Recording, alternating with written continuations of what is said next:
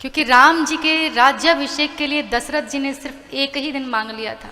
वशिष्ठ जी ने कहा कल राम का राज्य करेंगे, और वो कल दशरथ जी के जीवन में कभी भी नहीं आया। उनकी मृत्यु हो गई, उनके प्राण चले गए, लेकिन वो कल उनके जीवन में नहीं आया। वो राम का राज्याभिषेक नहीं देख पाए।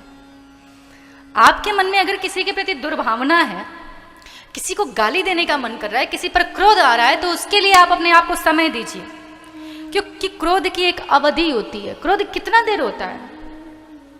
10-5 मिनट का, ज्यादा से ज्यादा आधा घंटे का। आपको किसी पर बहुत क्रोध आता है, आप कहते हैं उसको तो मैं मार ही डालूंगा, और तत्काल वो सामने आ जाए तो पूरा कहा सुनी हो जाती है। आप भी खूब गाली देंगे, वो भी खूब बकाएगा, जितना होगा तो तुम्हें में खूब बात बढ़ जाएगी। लेकिन जब आपको खूब क्रोध आता है, आप कहते हैं आज तो वो मिला नहीं, मैं उसको कल बताता हूँ। आज वो मिला नहीं, और जब वो कल सामने आता है तो आपका कल जैसा क्रोध नहीं रहता है। फिर आपका क्रोध ठंडा हो जाता है। वो सामने तो आता है, आप भले उससे बात नहीं करेंगे, लेकिन आप कल जो जो उसको बोलने वाले थे, निश्चित ही आप उसको वो सब नहीं बोलेंगे। क्यों?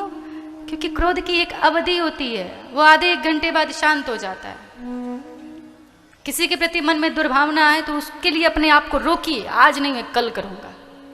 लेकिन अगर आपके मन में कोई सद्भावना आती है, कोई सत्कार्य करने के विषय में आप सोच रहे हैं, तो उसके लिए कभी भी अपने आप को समय नहीं देना चाहिए कि आज नहीं हम कल करेंगे, क्योंकि कल नहीं आएगा।